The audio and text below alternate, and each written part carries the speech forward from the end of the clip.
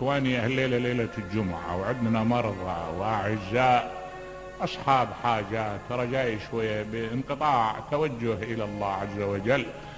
اللهم إنا نسألك بجلال وجهك وبرحمتك التي وسعت كل شيء وبكلماتك التامات، من على مرضانا بالعافية والشفاء يا الله.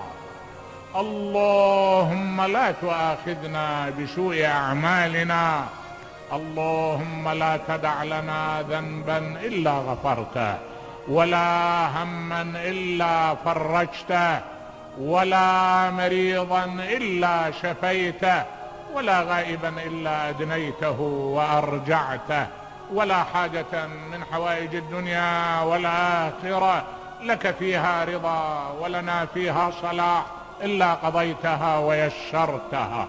اللهم اجعلنا ممن يأخذ بحجة آل محمد.